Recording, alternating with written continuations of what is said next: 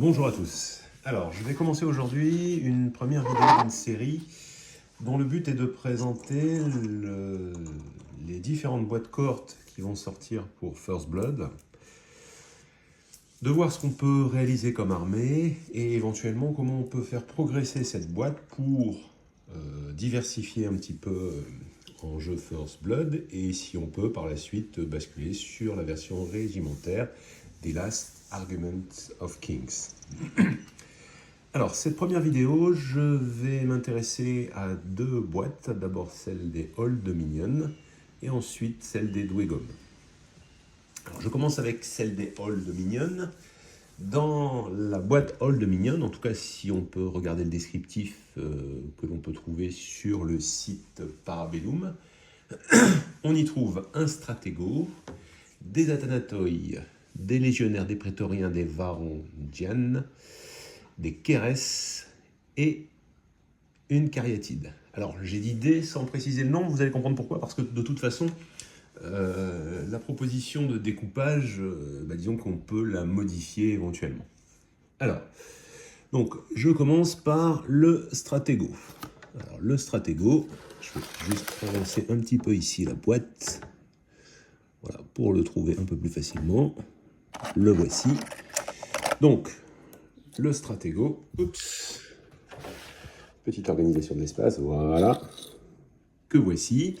Donc personnage ici assez intéressant, avec des caractéristiques assez sympathiques en ce qui concerne ici le jeu. Alors, j'ai réalisé des petites fiches. Alors ces petites fiches, c'est très simple, en fait, j'ai utilisé l'application, j'ai sorti les listes d'armées, à partir du téléphone, envoyé sur l'imprimante.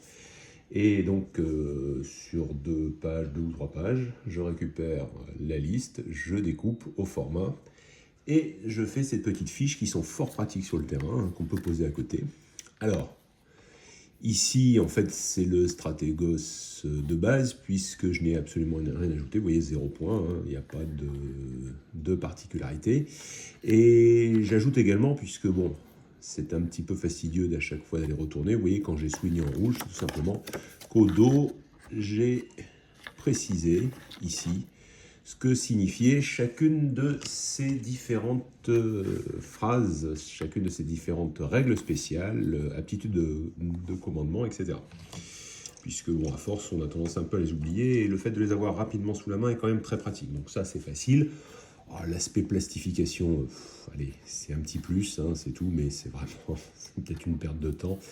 Disons que le résultat fait un petit peu plus propre. Ça n'est évidemment pas obligatoire. Je pense que juste l'impression et le découpage au format suffit largement. À la rigueur, prévoyez des petites pochettes de grande dimension et redimensionnez, c'est assez facile avec un ordinateur. Vous redimensionnez le tableau de façon à ce qu'il rentre dans la pochette et vous mettez dans les pochettes, ça permet de le changer à chaque fois quand vous avez une armée. Bon, c'est une autre possibilité. Alors, parlons un petit peu de ce personnage. D'abord, son mouvement 5, tout à fait classique. Son clash 3 pour un personnage, c'est classique également. 4 attaques, 5 points de vie, une défense à 3, montée à 4 grâce à Shield. Une évasion qui est vraiment symbolique, mais elle a le mérite d'exister. Et évidemment, il n'y a pas de résolution puisque la règle animat de vaisselle fait qu'ils réussissent automatiquement tous les tests liés au moral. Ils n'ont pas de résolution. Tous les tests de résolution sont automatiquement réussis. Bon, c'est un gros avantage, bien sûr, de cette armée.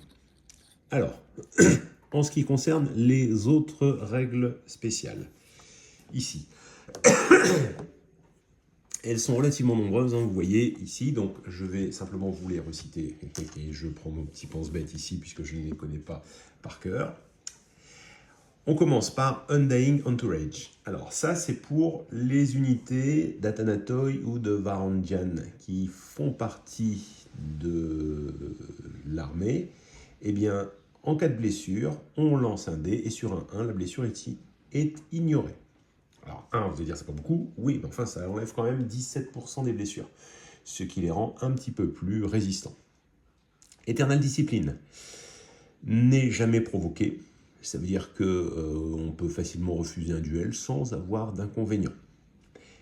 Et il est Terrifying 1.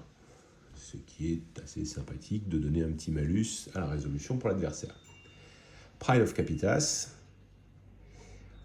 c'est une règle qui n'a pas un grand intérêt dans la liste qui est là, puisqu'elle concerne l'éventuelle présence de cataphractoi qui peuvent avoir la règle Undying ici, c'est-à-dire la possibilité, comme pour les Athanatoi, d'ignorer les blessures sur un 1. Leader of Legend. Si le personnage se situe sur un objectif et que des Varangian ou des Athanatoi s'y trouvent également, il compte pour 2 sur l'objectif. Bon, on ramène au dernier moment les Athanatoi avec lui et on est presque sûr d'avoir possession du terrain. Peerless Commander. Ça, c'est très intéressant. C'est très intéressant parce que normalement, les aptitudes de commandement doivent se faire au début. Or, c'est souvent le cas d'ailleurs pour les joueurs débutants, on a tendance à mal placer ses cartes et au moment où on veut jouer son commandant, ses troupes ont déjà avancé, on est hors de portée et on ne peut pas utiliser ses aptitudes de commandement. Alors là, c'est tout à fait possible puisqu'on peut le faire à n'importe quel moment de l'activation. Ça veut dire que vous pouvez très bien imaginer que vous êtes un petit peu trop loin, c'est pas grave, vous faites un premier mouvement, vous faites vos aptitudes de commandement, et ensuite vous faites une deuxième action, une charge, un repli, etc., ce que vous voulez. C'est quand même très très intéressant comme capacité. Alors, les capacités de commandement, quelles sont-elles? Eh bien, la première, elle permet de rendre inspirée une unité. Alors, quel est l'intérêt? Eh bien, en fait, les morts-vivants ne peuvent pas s'inspirer naturellement. Ils ne peuvent le faire que dans le cadre d'une charge, c'est-à-dire lorsqu'ils font un clash suivi d'une charge, ils sont inspirés, sinon ils ne le sont jamais. Ensuite, Glimmers. Alors, c'est le terme complet, c'est Glimmers of the Golden Age. Donc là, par contre, vous avez la mémoire des anciens, c'est-à-dire les capacités spéciales, on va voir un peu après, qui, au lieu de se trouver comme étant une action, donc à dépenser parmi les 2 actions, deviennent un événement de tirage. En fait, ça donne une 3e action gratuite, en quelque sorte. Là. Enfin, la 3e, Regroup, ça permet une reformation de combat hors séquence. C'est-à-dire que vous êtes à portée d'une unité qui est au corps à corps, vous lui accordez une reformation de combat, elle se remet en position, avec les règles bien sûr classiques de la reformation de combat, et ensuite vous continuez votre activation pour le personnage. L'unité ayant été ou non activée avant, ça n'a aucune espèce d'importance, elle le sera à son tour si elle ne l'a pas été au préalable. Voilà, donc ça c'est le personnage. Alors ensuite, ici, la cariatide. Alors, la cariatide, et je vais envoyer des cartes, je les ai ici. Donc, voici la carte. Voilà. Je pense que si on place les 2 ici, ça pose pas de problème, ça rentre dans le cadre. Ici. Alors, a priori, je ne pense pas qu'il y ait de soucis au niveau des grappes. Il est possible de la monter dans ces 2 versions. Alors, je rappelle que vous avez cette version, donc cariatide, ici, qui correspond à la version tireur, et vous avez également une version corps à corps, ici, avec des caractéristiques un petit peu différentes, les canéphores, pardon, je cherchais le terme. En termes de points, 120 ici, 130 pour la version corps à corps, qui, à cette différence, n'est pas médium, mais lourde, avec un profil assez intéressant pour ce qui est de frapper, puisque 4 attaques avec fleurie, un clash de 3, en charge on arrive donc à 4, ça encaisse assez bien, défense de 3, ordonnade 1, blessed, c'est-à-dire qu'on peut relancer et tout, bon. Donc des caractéristiques assez intéressantes. Vous pouvez donc opter pour l'autre montage. Alors ça, c'est juste quelque chose que je n'ai pas vérifié parce que parfois, en fonction des grappes, il n'est peut-être pas évident d'avoir les 2 modèles.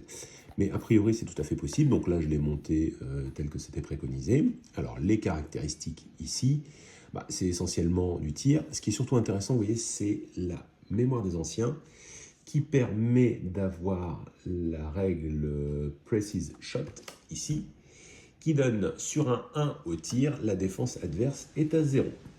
Bon. Barrage de 3, avec Armor Piercing 2 et Deadly Shot. C'est-à-dire que si... alors, j'ai un petit peu de mémoire ici sur le Deadly Shot. C'est le fait de faire 2 blessures ici si vous faites un 6 au niveau de la défense. Bon, ça peut faire la blague quand même, avec 3 tirs, avec volet 2, donc possibilité, par exemple ici en combo, je lui donne la possibilité d'avoir sa mémoire des anciens en tant que draw event. À partir de là, je vais donc pouvoir tirer à 12, ce qui est déjà une bonne portée à First Blood. Attention, les portées sont un peu plus courtes au niveau des tirs. Ici, il n'y a pas de courte portée, hein, donc c'est vraiment toujours barrage 3 ici. Donc je disais, on peut donc viser, ce qui amène à 3. Avec 3 tirs, ça fait quand même un tir et demi en moyenne réussi. Armor Piercing 2, ça commence à être un petit peu violent. Voilà. Donc, deuxième figurine ici, qui fait partie... Ah oui, j'ai oublié de le préciser au départ, je suis parti un petit peu vite, excusez-moi. Donc, ce que je vous présente, c'est une liste à 1000 points à partir de ce qu'il y a dans la boîte. Sachant que je n'utilise pas forcément tout ce qu'il y a dans la boîte. Mais je fais une liste à 1000 points en partant de ce qu'il y a dans la boîte. Alors, on continue ici avec ce que j'appelle les KRS ici, qui sont normalement un double kit qui peut être monté aussi bien comme KRS, que voici, ici, ou comme Moroi. Voilà. Donc je ne vais pas vous sortir toutes les figurines, mais une seule de chaque type ici. Hein. De toute façon, les autres sont identiques en termes de schéma de couleurs. Alors, cette unité est très mobile. 6. Les caractéristiques de volet 2, ce qui est pas trop mal, c'est la base en général pour les tireurs. Ici, clash 1, bon ça par contre, attaque 1, c'est pas terrible. Les blessures 2, c'est la moyenne pour l'infanterie. Ce qui est surtout intéressant, c'est l'évasion 2, ici. Donc en fait, se fout complètement de tout ce qui peut être cleave, etc. Enfin, tout ce qui peut baisser à ce niveau-là. Ça n'a pas d'importance, puisque de toute façon, ici, on va passer sur l'évasion directement. Donc, ce qui est intéressant, c'est de voir que cette unité est prêtre 3. Alors, pourquoi est-ce que c'est intéressant? Parce que on peut faire ici une action de sort. Cette action de sort avec prêtre 3, effectivement, c'est un petit peu léger. Mais on peut augmenter à 5 avec la mémoire des anciens. Encore une fois, je recommence, par rapport à sa capacité ici de commandement, ça pourrait permettre de le faire sans être obligé ici de dépenser une action. L'intérêt, c'est que ça permet de lancer un sort. Alors, prêtre 5, on a déjà plus de chances de réussite. Donc, ça permet de lancer un sort, mais ça permet ensuite de tirer. Alors, évidemment, on ne peut pas lancer le sort, tirer et en plus viser. Bon, ça commence à faire beaucoup, mais ça fait pas mal. C'est-à-dire qu'entre un sort et un tir, là, dans l'unité, il y en a 6. Vous avez donc 12 tirs ici, 12 tirs avec Sir Shot ici, ce qui permet de ne jamais être obscure. Ça veut dire que si vous tirez sur une cible qui normalement aurait dû diviser par 2 vos nombres de dés, et bien là vous tirez avec le nombre de dés maximum. C'est quand même une bonne capacité. Ensuite, les incantations. Blasphemous Miasma. Alors Blasphemous Miasma a une portée de 10 pouces avec, alors par contre là la réussite d'atténuation est à 2, donc il faut faire 1 ou 2 pour réussir. On fait perdre la distance d'engagement sur une figurine, qui ne soit pas une figurine, un personnage, etc. Alors à quoi est-ce que ça peut servir? Eh bien ça peut servir à désengager une unité sans qu'il y ait sans qu'il y ait d'attaque. Et sans que l'unité devienne broken derrière, bien sûr, parce qu'ici il n'y a pas d'attaque, ici. Bon, sachant qu'ils n'ont pas de résolution, ça c'est autre chose. Donc, c'est très intéressant pour cela. Ça peut être aussi intéressant quand vous avez des unités qui ont support. Donc ça permet de reculer une unité. Une unité qui a support, je le rappelle, peut taper à 2,5 pouces, mais si elle est à 1 pouce, elle est obligée de relancer ses réussites de 1, puisqu'elle est trop proche, c'est pas évident. Donc ça permet de se remettre en position éventuellement. C'est assez circonstanciel. Le deuxième sort est un peu plus sympathique. La portée de 8 pouces, assez courte, l'atténuation 3. Et là, c'est 2 touches par succès. Ça se fait sur la résolution la plus basse du groupe. Donc, encore une fois, c'est intéressant sur les unités qui ont une faible résolution.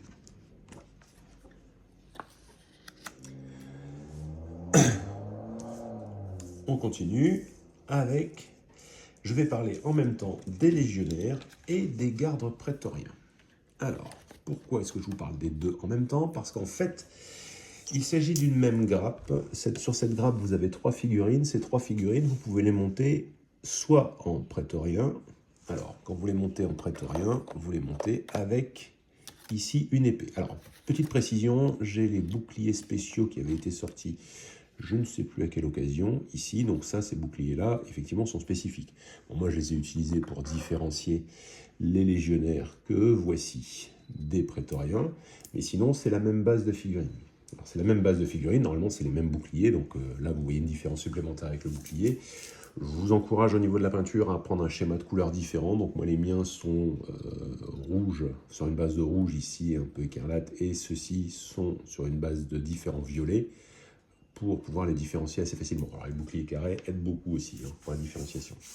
Alors pourquoi je vous en parle en même temps? Parce qu'en fait vous pouvez monter les deux, vous en avez 15. Vous en avez 15, plus une figurine supplémentaire, là je vais vous la montrer non peinte parce que je ne l'utilise pas ici, et vous avez cette figurine comme une profane reliquarie, qui fait donc une 16e figurine. 16 divisé par 4 sur Last Argument of King, vous pouvez donc faire 4 socles ici. Alors, ces 4 socles, si vous envisagez directement de passer à la version au-dessus, vous pouvez, dès le départ, choisir de faire 15 de l'un ou 15 de l'autre. Alors, je ne suis pas convaincu que ce soit un bon calcul, parce que même si vous voulez continuer sur The Last Argument of King, c'est quand même la base et il va vous en falloir un peu plus. Donc de toute façon, vous allez devoir en racheter et à partir de là, peu importe que vous n'ayez pas des unités complètes. Je rappelle qu'il faut 12 piétons pour faire une unité complète à The Last Argument of King, d'où ici le découpage potentiel. Alors, donc moi le découpage je l'ai fait à 6 et 9, ici. 9, ça permet, dans les deux cas, d'avoir un support. Ça ne permet pas d'avoir un étendard. Malheureusement, il faut être à 12 pour avoir un étendard. Alors, l'étendard augmente simplement la portée à laquelle les figurines peuvent se placer autour de l'unité. C'est-à-dire que vous devez être à 5 pas du leader, distance socle à socle. Et si vous avez un l'étendard doit être à 5 pas du leader et les figurines doivent être à 5 pas de l'un ou de l'autre. Donc si vous mettez 5 pas entre les deux, au total, vous pouvez avoir entre deux figurines de la même unité, 5 le leader, 5 la bannière, encore 5. Vous avez donc un espace beaucoup plus important pour placer vos figurines. Vous pouvez faire un cordon, en quelque sorte. Bon. Si vous ne l'avez pas, vous êtes obligé de regrouper les figurines autour du leader. Alors... Donc vous voyez ici, alors il y a autre chose, là je vous ai mis le chef, j'ai aussi pour les différencier utilisé systématiquement les crêtes qui sont un peu plus hautes. Alors ces crêtes-là, vous n'en avez qu'une seule sur la grappe, mais encore une fois, si vous ne les prenez pas du tout, là vous avez déjà, avec 15 figurines, vous avez déjà 5 grappes, donc vous avez déjà 5, plus ici celui de leader que vous avez là, vous pouvez donc différencier assez facilement les prétoriens des autres. Alors, si on regarde maintenant les profils des deux unités, je vais essayer de recadrer un petit peu, puisque là je suis hors cadre. Je range ici la cariatide, ça va faire un petit peu de place pour recentrer sur la vidéo. Voilà, ici, comme ceci. Alors, mouvement 5, même chose dans les deux cas. Volet, clash, 1, 2, même chose. Attaque, ah, c'est là que ça commence à changer. 2 attaques pour les gardes prétoriens, une seule pour les légionnaires. Pas de résolution, toujours la même chose. 2 en défense pour les prétoriens, un seul pour les légionnaires. 1 en évasion pour les deux. Les deux ont un bouclier. Attention, les légionnaires ont support, donc ils peuvent taper à 2,5 pouces, donc ils peuvent engager sans être engagés. Mais s'ils se font contacter, à ce moment-là, c'est eux qui vont avoir un malus. On peut tout à fait imaginer ajouter les 2 unités l'une derrière l'autre, c'est-à-dire faire taper les légionnaires depuis l'arrière des prétoriens, par exemple, ou d'autres unités. Je dis ça, ça peut être quelque chose d'intéressant. Alors, si on regarde maintenant la dernière différence, la mémoire des anciens. Pour les légionnaires, ici, les figurines du régiment qui sont à portée d'un objectif ne peuvent pas être la cible d'attaque d'impact jusqu'à la fin de la prochaine activation du régiment. Alors ça, quand vous êtes sur un objectif pour le garder, c'est très intéressant. Vous annulez tous les bonus des brutes des cavaleries. Ça va vous aider pas mal à tenir la zone. En général, c'est assez facile de les faire. C'est un peu un jeu de quilles. Vous les envoyez et puis ils volent assez facilement. Voilà. Donc ça, très intéressant ici. Si on regarde maintenant les gardes prétoriens. Tant que ce régiment est engagé avec un régiment ennemi, quand un autre régiment ici cherche à se désengager, elle ne reçoit pas d'attaque d'opportunité et ne devient pas broken. Encore une fois, si vous avez une unité qui est engluée, que vous voulez voir se décoller de l'unité, vous envoyez des prétoriens, l'autre peut ensuite se désengager sans aucun problème, à condition d'avoir utilisé la mémoire des anciens, que vous pouvez, grâce à lui, de rendre événement de tirage. Bon, évidemment, vous ne pouvez pas le faire pour toutes les unités en même temps. Voilà, donc ça c'est un petit peu le corps en fait de l'ensemble. Ah, au passage, vous voyez que 6 Praetorian Guard, ça vaut 180 points, alors que 9 légionnaires, ça ne vaut que 140. Donc, évidemment, là, le souci, c'est également le coût. On arrive aux dernières unités ici. Dans la boîte, vous pouvez réaliser des Varangian, garde Vareg, voilà, dire en français, ce sera plus simple, ou des Athanatoi. Alors, si on regarde la description qui est donnée par Parabellum, c'est 4 et 8. Bon. En fait, vous faites ce que vous voulez, c'est les mêmes grappes. C'est les mêmes grappes, et je vais même aller plus loin. Ici, en fait, vous pouvez très bien imaginer faire 12 de l'un ou 12 de l'autre. Alors, on va faire profil comparé pour voir l'intérêt des uns et des autres. J'avoue à titre personnel que pour les jouer à The Last Argument of King, je préfère les Athanatoi, qui rentrent dans plus de personnages, qui sont plus faciles à faire rentrer, déjà. Ensuite, ils sont moyens au lieu d'être lourds. Après, bon, le gros avantage ici des Varangian, c'est d'avoir un cleave très élevé.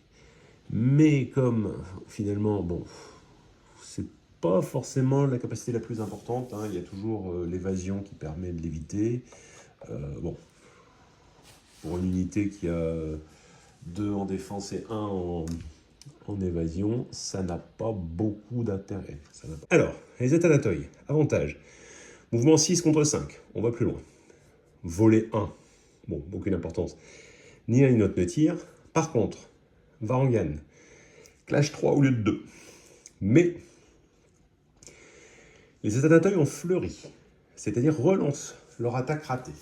Donc, je pense que c'est malgré tout plus intéressant. Surtout vis-à-vis du nombre d'attaques, pardon. Une attaque pour les Varangian, 2 pour les Athanatoi. Alors, petite situation, 4 figurines de chaque. D'un côté, vous avez 8 plus le leader, 9 attaques. De l'autre côté, 4 plus le leader, 5 attaques. Alors, 9 attaques. Vous allez en réussir sur Clash 2, s'il n'y a pas d'inspiration. Vous allez... Alors, inspiration avec la charge, hein, bien sûr. Vous allez en réussir un tiers. Donc, 9, ça fait 3 réussites. Vous relancez les 6 dés, vous en réussissez un tiers à nouveau. Ça fait 2 réussites de plus, on arrive à 5. Vous avez donc 5 touches. Évidemment, ces touches sont normales, pas de cleave, etc. Je prends les Varangian. Clash de 3. On était donc à 5 touches. Vous lancez, vous en réussissez 2,5. Bon, voilà. Je pense que les choses sont dites. À ce niveau-là, je les pense plus polyvalents. Par contre, ils ont 3 points de vie au lieu de 2. Ça, c'est le gros avantage des Varangian Guard. En ce qui concerne le coût, vous voyez qu'ils sont plus chers de 20 points pour 4. C'est essentiellement à cause de ces PV. En fait, vous en avez 4, vous avez donc 12 PV. Alors que de l'autre côté, vous n'avez que 8 PV sur les 4. Donc ça commence à faire une différence à l'avantage. En plus, ils sont tenaces. Ça veut dire qu'ils vont annuler un échec au niveau des blessures. Non, au niveau des touches, pardon. Donc ça commence encore à améliorer les choses. Avec une défense à 3, alors que de l'autre côté, on est à 2. En ce qui concerne la mémoire des anciens, bon, le cleave plus 1, ici que vous avez, ne va pas changer grand-chose entre cleave 2 et cleave 3, apparent à taper sur vraiment quelque chose de très très armuré et qui n'a pas d'évasion, sinon Bedouin par exemple. Sinon c'est compliqué. Et ici, le Deadly Blade sur une défense de 6, ça fait donc 2 blessures. Mais comme vous n'allez pas faire plus de 3 touches, hein, comment dire, l'adversaire lance à une chance sur 2, en fait, va faire 0,5, 6. Donc la probabilité de faire une blessure supplémentaire est quand même assez faible ici. Par rapport au nombre, c'est pas très avantageux. En ce qui concerne les Athanatoi, le fait d'avoir contre-attaque, ici, ça permet, lorsqu'ils se défendent, hein, de faire des touches lorsqu'ils se font taper. Mais la règle la plus importante pour les Athanatoi, c'est Deathless Duty. Ça permet, lorsque vous avez un stratégo, de toujours être à portée d'ordre du stratégo. Donc, ce qu'on a expliqué tout à l'heure pour le stratégo et ce qu'il était capable de donner, eh bien, vous pouvez sans aucun problème placer les Athanatoi très loin du stratégo et quand même les commander à distance. Ça, c'est très très fort. Alors, le match. Les PV d'un côté, les attaques plus violentes, le fait de recevoir les ordres à distance, vous ferez un choix. Moi, le choix ici pour cette liste, c'est 4 de chaque, sachant qu'on peut en monter 12 dans la boîte. À ce propos, j'aimerais vous montrer quelques petits montages faits maison. Et dites-moi si quelque chose vous choque. Voilà, un premier, un second et un troisième. Voilà. Est-ce que vous voyez une différence? Je vais vous les montrer d'un petit peu plus près. Alors, la caméra est de ce côté-là. Donc, voilà le premier qui est peint. Oui, bien sûr, l'un est peint par les autres, hein, mais c'est pas ça ce qui est important. Regardez celui-ci. Voilà. Et je vais vous montrer une troisième figurine. Celle-ci. Voilà. Et maintenant, je vais vous remontrer celle-ci. Ok. Et là, je pense que vous avez compris, c'est le même corps. En fait, quand vous achetez une boîte d'Athanatoi, vous avez les options pour monter les deux. C'est un double kit. Or, la pièce hache, les bras pour la hache, la petite cape que vous avez au-dessus, ainsi que les casques sont tout ce qui va différencier les uns des autres.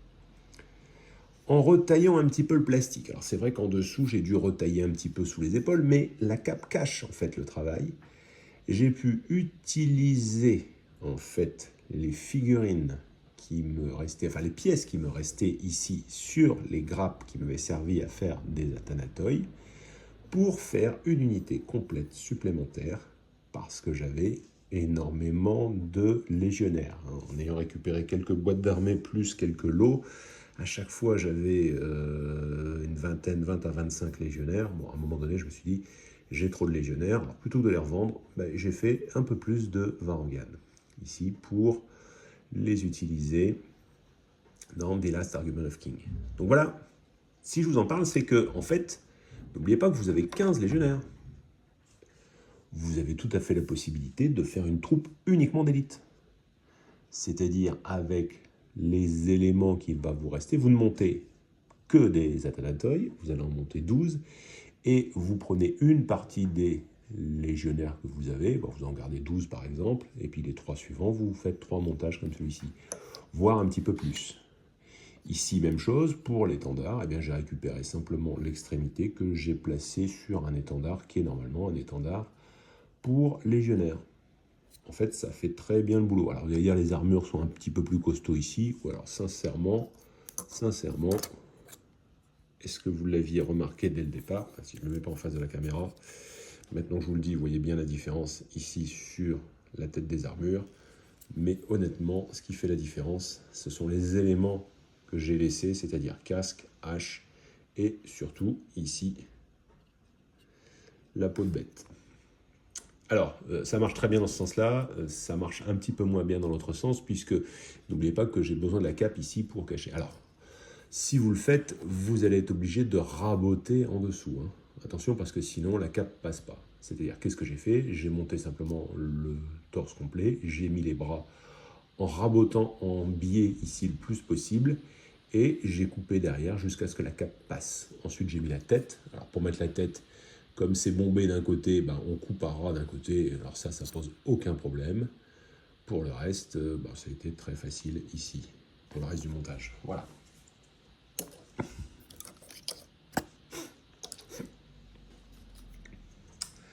Alors, je pense que j'ai été très ambitieux vu la longueur de la vidéo. Je pense que chaque vidéo, je ne vais faire qu'une seule armée, vous présenter.